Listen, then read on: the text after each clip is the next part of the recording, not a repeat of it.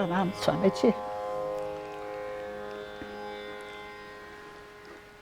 Yesterday we had a very condensed introduction to Utpaladeva and also to his two works, the philosophical work and the Śivastotrāvalī. Now this first verse of the Ishvara Pratibhijñā Karika, we have seen only the beginning, that katamchit, somehow something happened and I have been graced or have been enlightened, and that enlightenment expressed in a very humble way, I have become a servant of the great Lord. But then there are two more steps. One is that he does not consider this enlightenment as a private property. Enlightenment is never for an egoistic purpose, but he wants the whole humanity to share in that realization of the recognition of the Lord. And for this purpose he composes this work. And at the end of the whole text, we are coming to Śivastotrāvalī, but it's very important to see what is his motivation. So he has a clear motivation that the work which he writes, the philosophical work, it is for enlightening the whole mankind and enabling them to have the recognition of the Lord. Now, at the end, very end of the text, also very touching. First of all, he says, this is an easy path. All this complex philosophy which has been commented upon in volumes and volumes and volumes, it is an easy path. And that easy is precisely expressed in a Śivastotrāvalī because it is Bhakti, ultimately. And then he gives, at the very end, this is the new easy path, and so on. And those putting his feet on it brings to light in the self the nature of the creator of the universe, etc. And then he says, I have here furnished a logical justification of this path, thus causing it to enter the hearts of men. He who, applying himself intensely to this, enters into the nature of Shiva, becomes in this very life a liberated soul, Jiva Mukti. And then at the very end, and this is very touching also, unusual for a philosopher, like the beginning is unusual at the end also. He gives the example of a love story. Says there was a girl, a very Indian love story. She has not met her future husband, but she has seen some photo at that time. She has heard about his high qualities, and she has been dreaming of him, of meeting him, and finally becoming married to him, and so on. Then she comes to a group of men, and she does not know who is her future husband. Then somebody says, it is he. And then she has that experience of, recognizing, of course it's all an image for the Lord. You fall in love with God, and then you don't know how to find him and where to define him. But this love story, it is so touching, because then it is described, she is full of desire to meet this man, but she cannot recognize him. And the moment she recognizes him, she becomes fulfilled. Her desire is fulfilled. And here also in the Śivastotrāvalī, it's again and again the desire is fulfilled in the highest sense. And then the other aspect about Utpaladeva, and now we are going to enter, is that Kshemaraja, in his introduction, he describes him in the highest terms. Allow me a little Sanskrit. Srimad Utpaladeva Acharya Asmat Parameshti, he is a Parameshti guru of Abhinavagupta, Satata Sakshat Krita Svatma Maheshvara Svam Rupam Tata Tvena Param Rashtum Arti Jana Anujikrikshaya, some etc. It's a very long compound. Now this great Utpaladeva, who is the Parameshti guru, was the Paramaguru of Abhinavagupta and the Parameshti guru of Kshemaraja. He was always Satata Sakshat Krita Atma Maheshvara. He always had the realization of being himself the great Lord, constantly. And then you will ask this question when we come to Śivastotrāvalī. He goes through so many phases of being separated from the Lord. How is it possible? If he was always united with the Lord in a state of oneness, and then he describes all kinds of states of suffering and distancing from the Lord, etc. And here I have to say, when we call it Advaita Bhakti, there are different kinds of Advaita, of course. And in Kashmir Shaivism, it's called Paramadvaita, the supreme non-dualism, in the sense that it does not exclude anything. Paramadvaita is not exclusive even of duality. See, otherwise you cannot see. If Advaita becomes a kind of elite philosophy, and the others, they're still in Advaita here, they're all in that duality. Everybody is in Paramadvaita, only they don't know it. They have not realized it. So Paramadvaita is a non-duality with the Lord, which we have not recognized. That is why prativijñā. We have to recognize that ever-existing non-duality. And that is why there's no contradiction if he says that he was always constantly in union with the great Lord. And then he also repeats what we had just seen.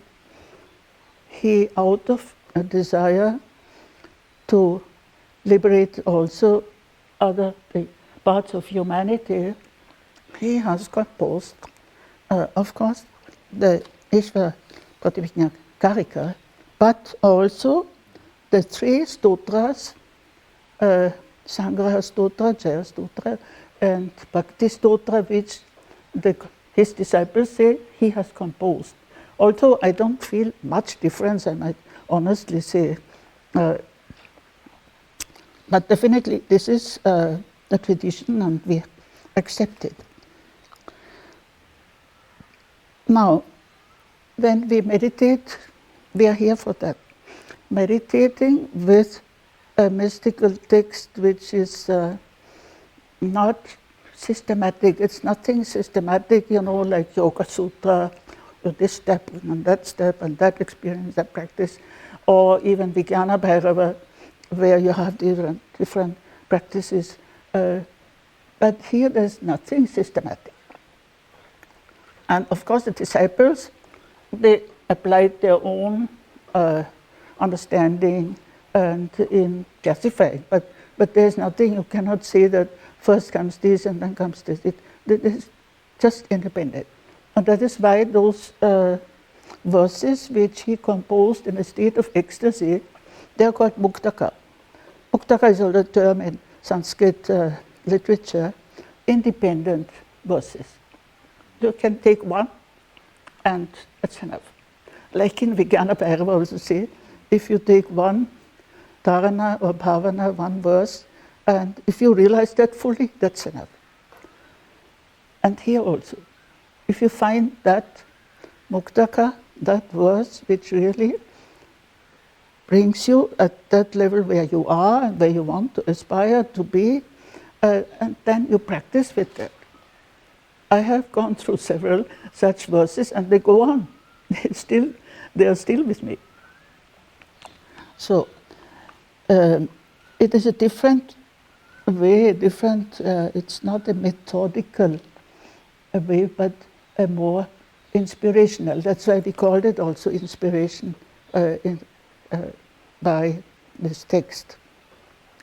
Now, normally at the beginning of any spiritual text in Sanskrit, you have to say who is qualified.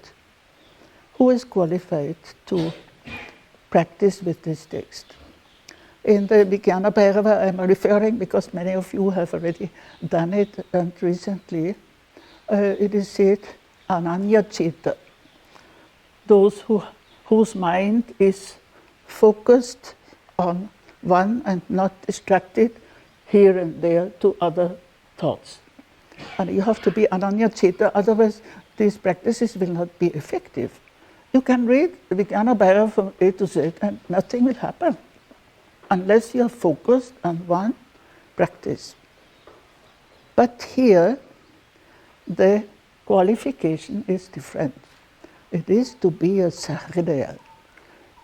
Sahridaya means to have a heart. And that heart is both, that qualification applies both to an aesthetic experience and to the mystical experience, or spiritual experience. Sahridaya. And Abhinavagupta goes at length about this qualification in the case of, see, if you are, and he says in Tantra Loka, if you are not able, say, I'm looking out at these trees and this, if you are not able to appreciate beauty and beautiful music or some purity or some sunrise or anything beautiful, you cannot attune to any aesthetic, purely aesthetic experience. You are also not qualified to go to the mystical. So this is a different approach where other schools will not agree. No, you have to make it the senses, just go out of this attachment and this distraction and so on. This is not distraction, it is attraction, and from that attraction to a higher level. See, there are three levels: physical, aesthetic, and the spiritual. Aesthetic is in between. Physical, it's just we are just walking on the earth like the ants or any other creature. But aesthetic is, and we know from many great musicians or great artists, they had very high level, spiritual level, but they did not go to the beyond. But they were definitely very high.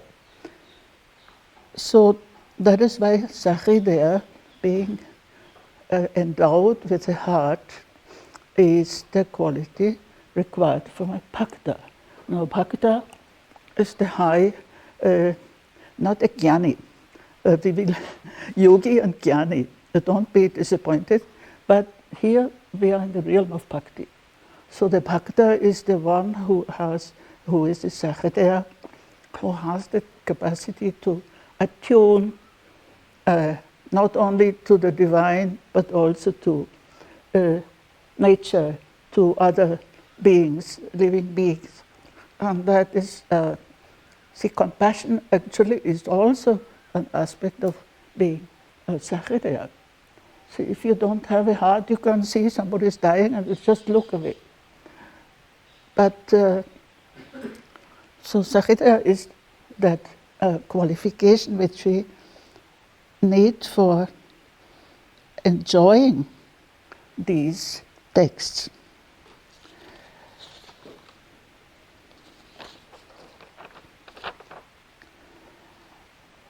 And as Utpaladeva shows in his own example, you see, Shiva spirituality can never be an egoistic enterprise.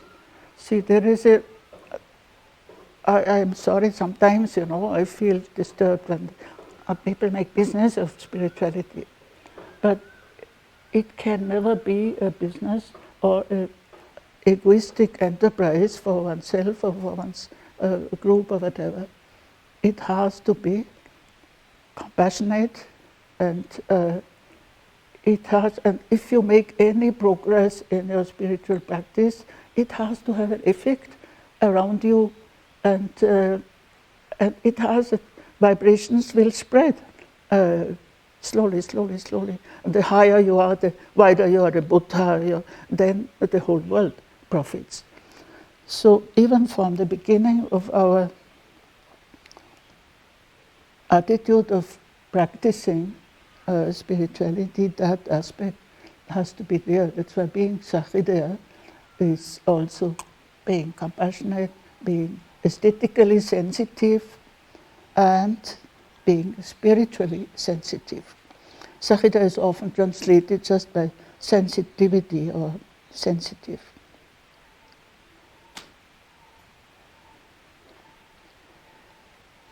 Now, I cannot go on extending your waiting for the text, and we should start. And with all this preliminary, we have to start with Śivastotrāvalī. So I hope everybody has got at least one copy.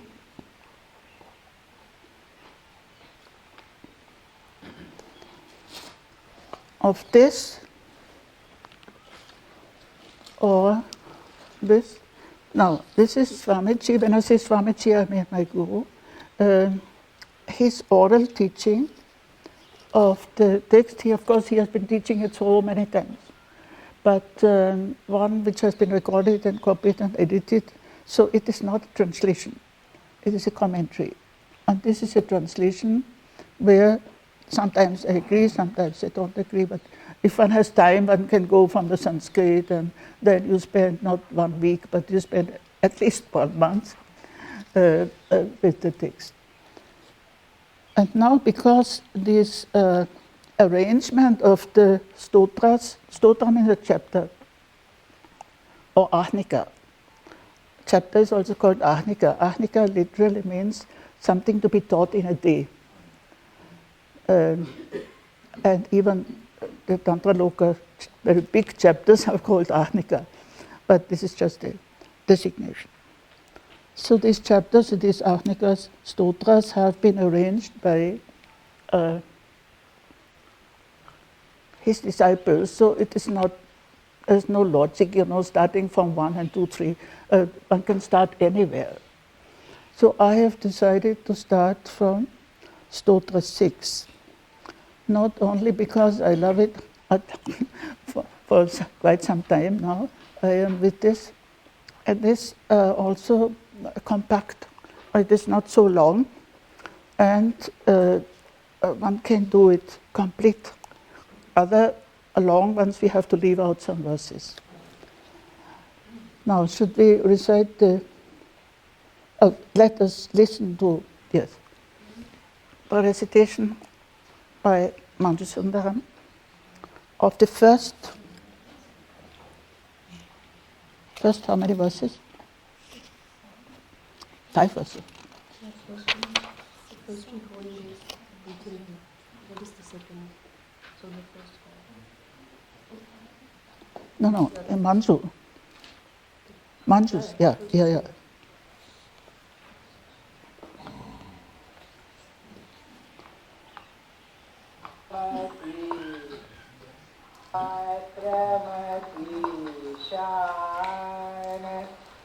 क्षणमात्रमपि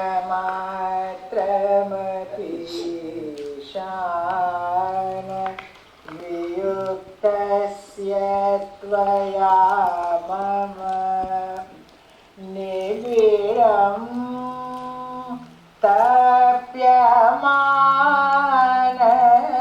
तप्यमानस्य निबिडं तप्यमानस्य सदा भूया दृशः पदम् वियोगसारे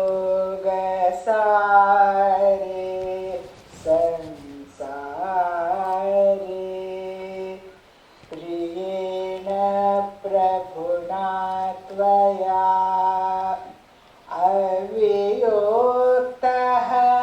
सदैव स्याम् जगदापि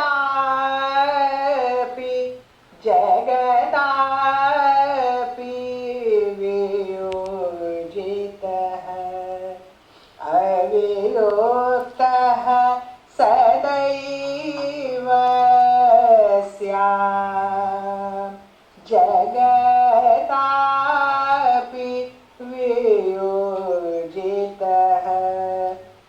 कायवाङ् मनसैर्यत्र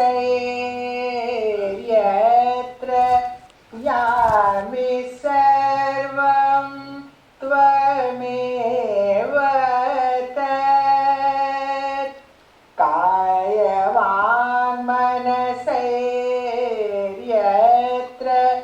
यामि सर्वं त्वमेव तत् एत्येष परमार्थोऽपि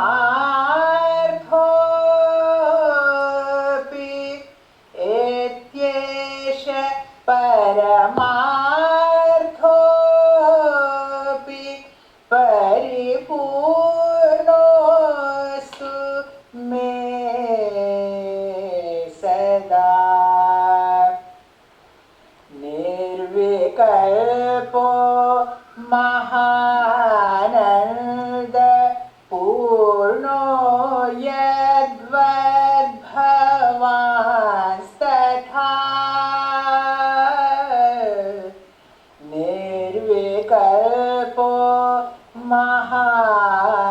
महानन्द पूर्णो यद्वद्भवांस्तथा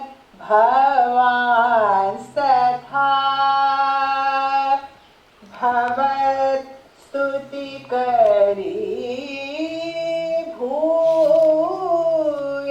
भूयात् भवत्स्तुतिकरी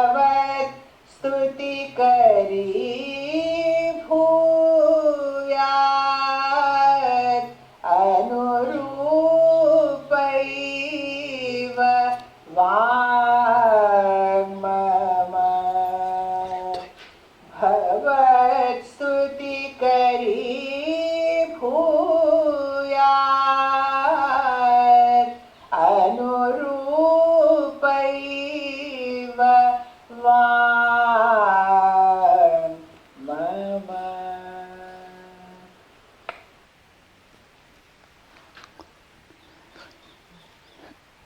In the translation of Bailey, and then I'll make my own.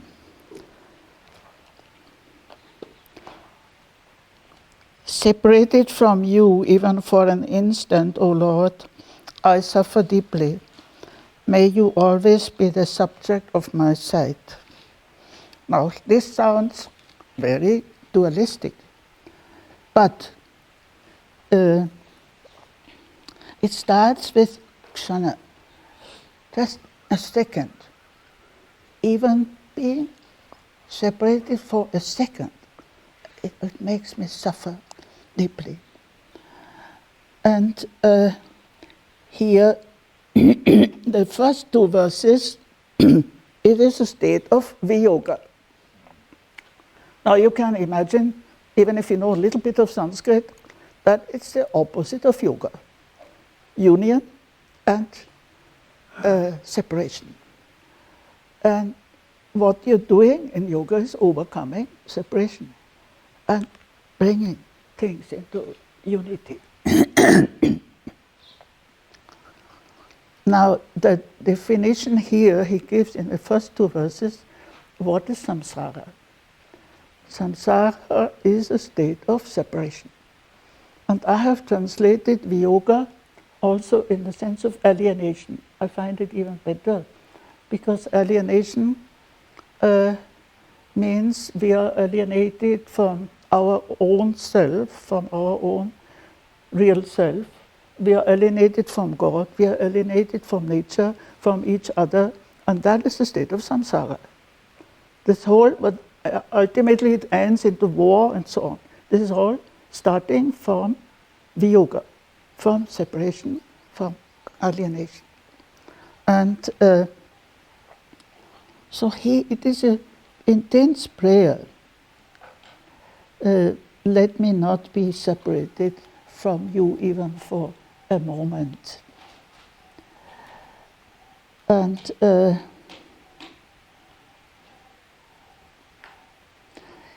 again and again, so you will have to get used to the style of this text.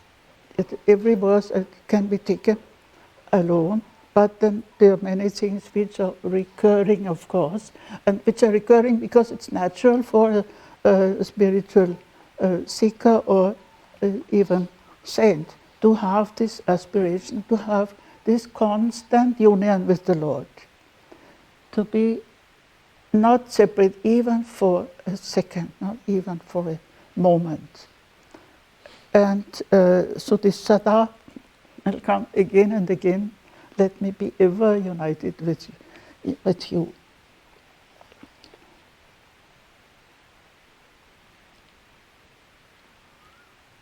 And what I said yesterday, maybe you remember, that Bhakti, on these different expressions, different phases of Bhakti, are the dynamic aspect of Advaita.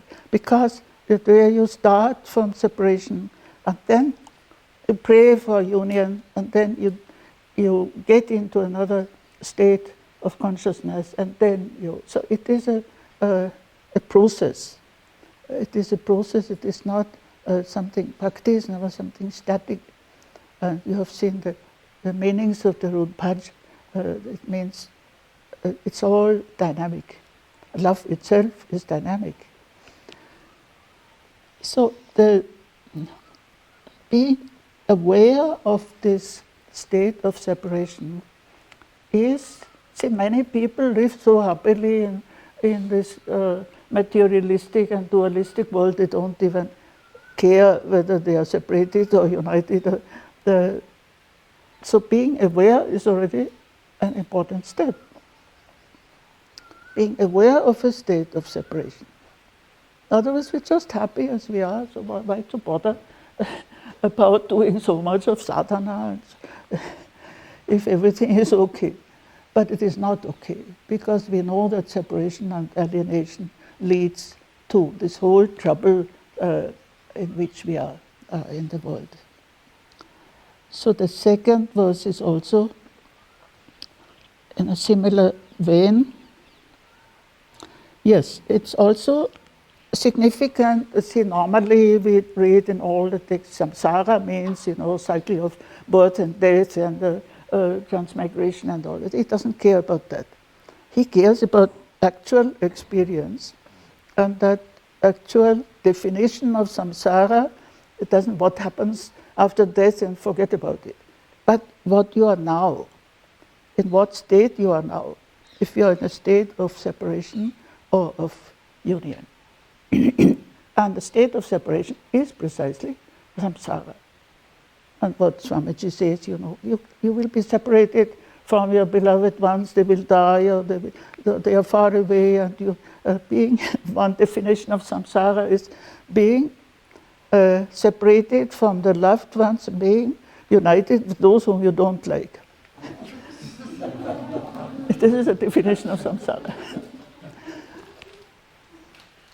So this union which you want to have with the Lord, it has to be aspire. You have to aspire to it to overcome samsara. Everything else comes later, birth and death and reincarnation, all this. But first you see, where are you now? Are you in a state of separation or on the way to union? The second verse, Vyogasare samsare priyana prabhuna tvaya. And he is, you will see in most of the verses, he is very intimate with the Lord. Priyana prabhuna, my dear, my beloved Lord. In this samsara, which consists of separation, O dearest Lord, let me be ever united, aviyukta, sadasyan, even if I am separated from the world. So this is a motivation for people to take sannyas, or to be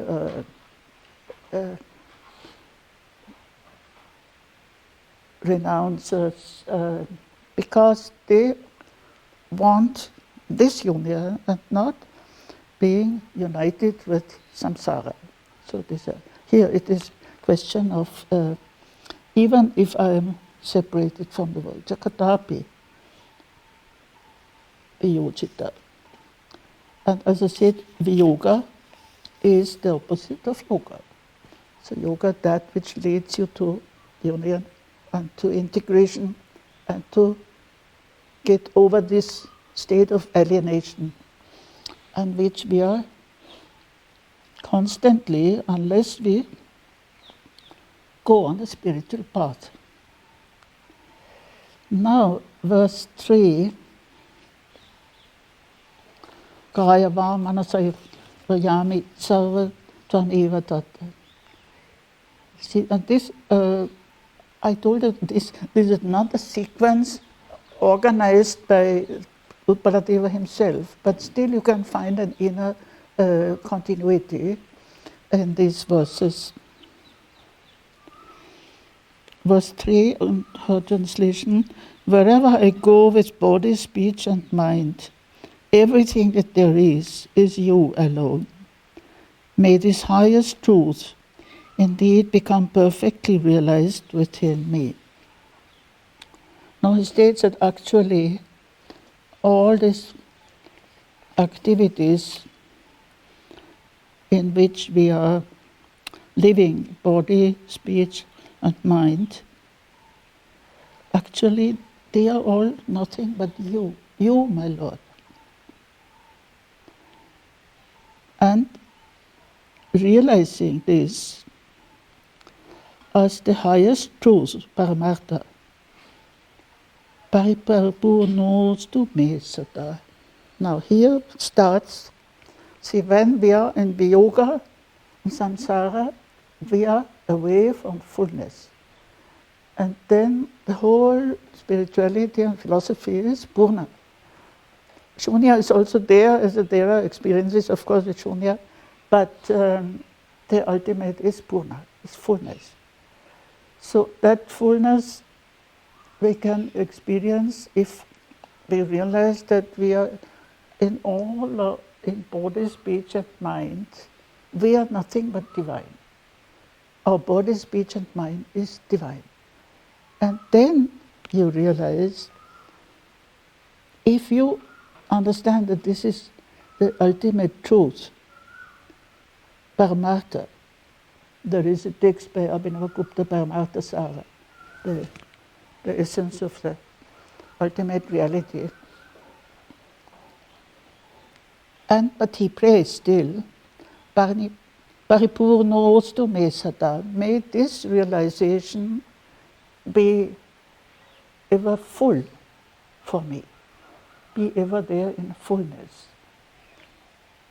See, some verses one can take as a prayer, one can take as a meditation, one can take as an ideal to aspire to, and here it is a prayer and also an ideal that in ultimate reality all our aspects of our life, whether body, speech or mind, they are divine.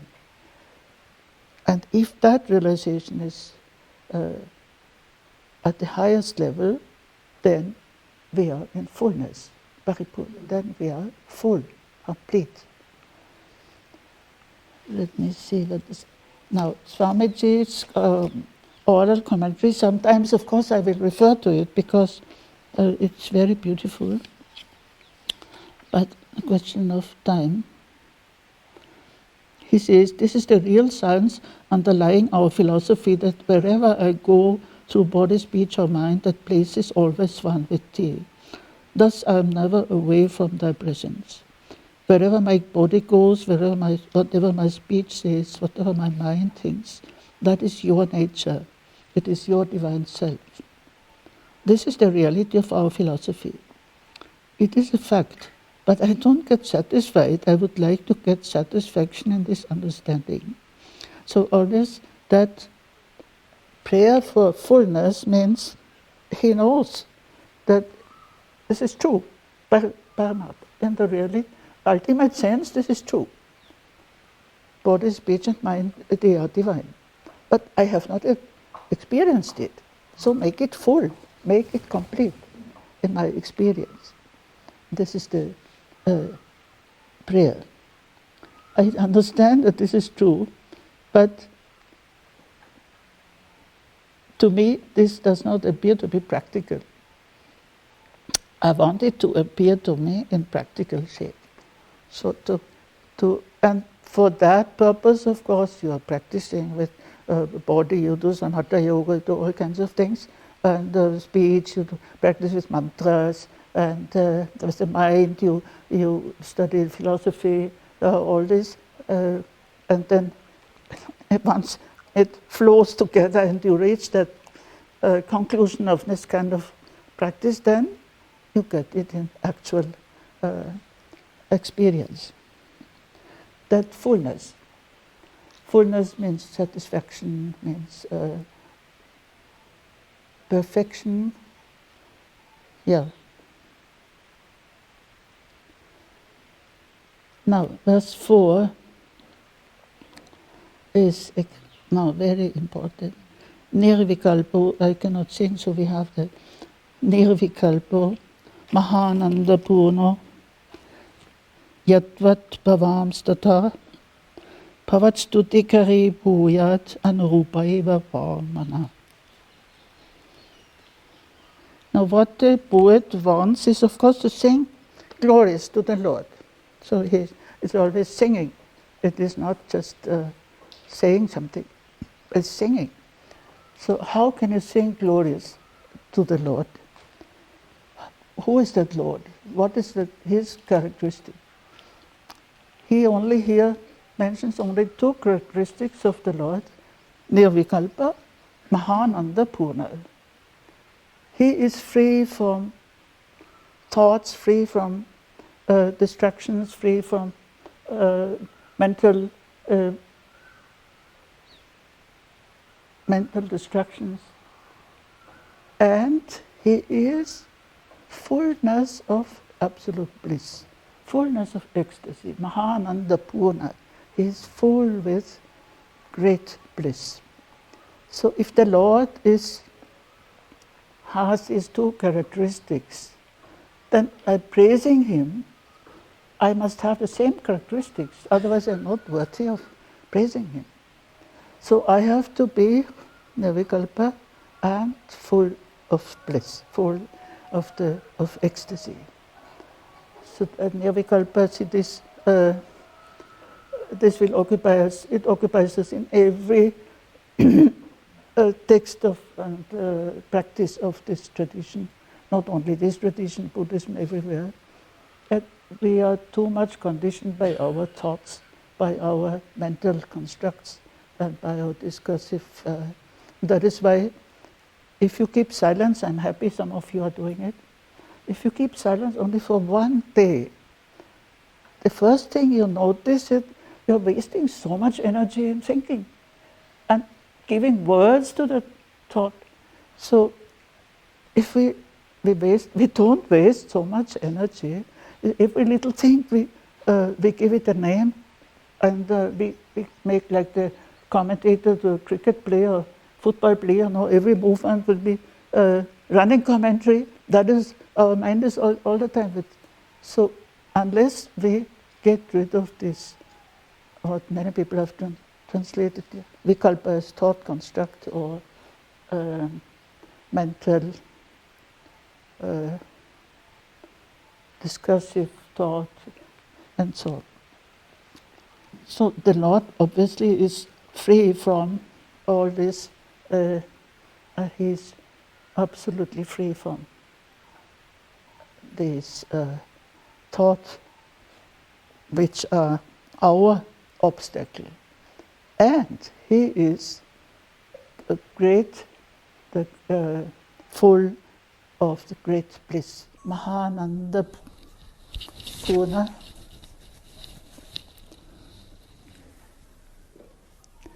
And just as you are, I also have to be like that. If I want to praise you, I have to be like that. Otherwise, I'm not. If I use my vikalpas, many people do that. You can say many prayers and many, but if it is only your imagination or your, then it doesn't have any effect. It's just at the level of vikalpa. So your prayer, even your praise, even your singing, and we know this also from great musicians, it has to be free from thoughts and blissful. So if you are not blissful, how can you praise the Lord? Ecstasy, Mahananda. So only, and then you feel inspired spontaneously. But these two characteristics are the divine characteristics, and of course this relates to what we know it also from Shaivism, the other ritualistic Shaivism. Shivi bhutvam shivam yajet. Only if you become Shiva can you worship Shiva. This is even in Shaiva in a ritual way, because before you perform the ritual, you transform the body in a divine body, and you apply all the mantras, nyasa, and so on. This is the ritual aspect, but the spiritual aspect is, of course, very applicable everywhere. That unless you become divine, you cannot worship the divine. From our limited individual and conditioned mind and feeling, we cannot, it doesn't have any value, it doesn't have any reality. So unless you become divine, you cannot worship the divine. So this is the wonderful, I love this tautology, the tautology that you can only worship the divine if you become him or her, whatever you give, name you give. So here it is said in a different way, anurupa, to become anurupa, following that, equal to the divine qualities must be our qualities to worship the divine, to sing praises. Even this Manjusundara, whom we have just now heard, and she composed these stotras musically, and in some of this verse itself, I said, Manju, this is what we should experience, right? And she does. She is also very spiritual. So now you may say this is still dualistic, but it is not dualistic. It's precisely where the praise itself becomes non-dual, because if you become Nirvikalpa, you become Mahananda Purna. So where is the duality? So God worships God. It is the process of unification, even in the case of singing the praises. I remember, what is the name of the Pakistani famous singer? Huh? No, a lady. Huh? Yes, yes. No, she was asked once. She has thousands of listeners, you know, and a Sufi singer. And she was asked by some interviewer, "What do you feel when 1,000 people listening to you?" And her answer was, "When I start the first note, I'm only with him. I forgot, 1,000 listeners or one listener doesn't make any difference. I'm only with him." So this is an example, you know, practical. Actually, some musician can have this experience. And then that music has a power. It has it. So here again,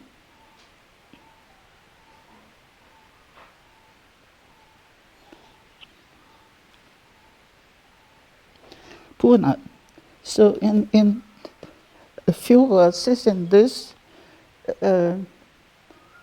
chapter, he is, very much into fullness. Full of great bliss. So fullness is that which is aspired to. And now we come to verses 5 and 6. There 5 we have listened or not? Yeah, then you play this 5 and 6 and the rest of it.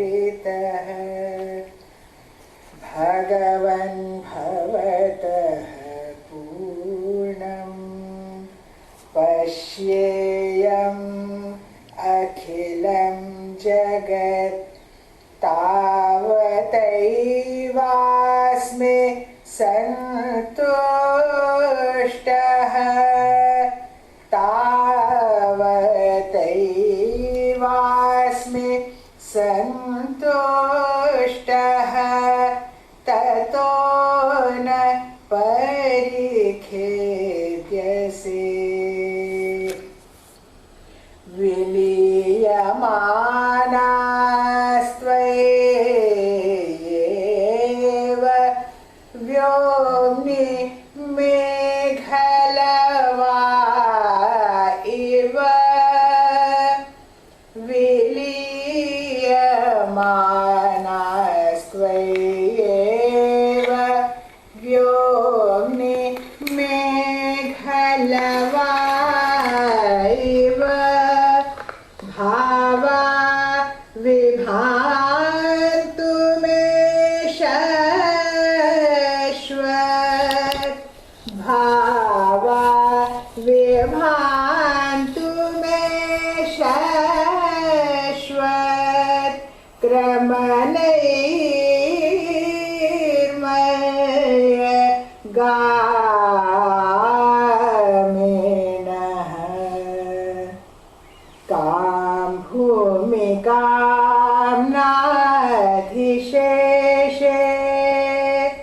कां भूमिकां नाधिशेषे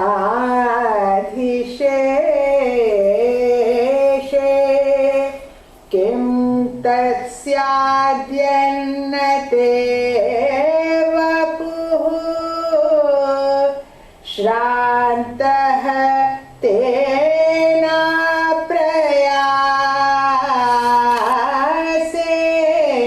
प्रयासेन श्रान्तः तेन प्रयासेन सर्वतः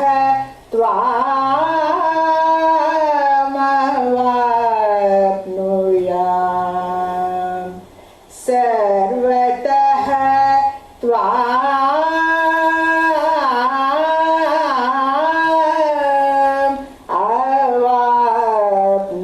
अवाप्नुयाम्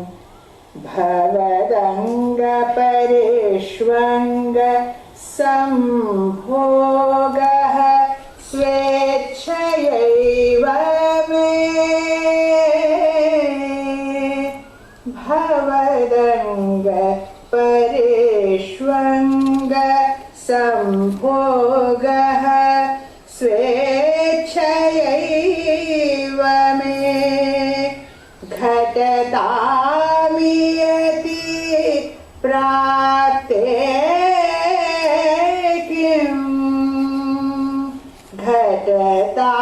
घटतामियति प्राप्ते किम् नाथ न चितं मया प्रकटीभव नान्याभिः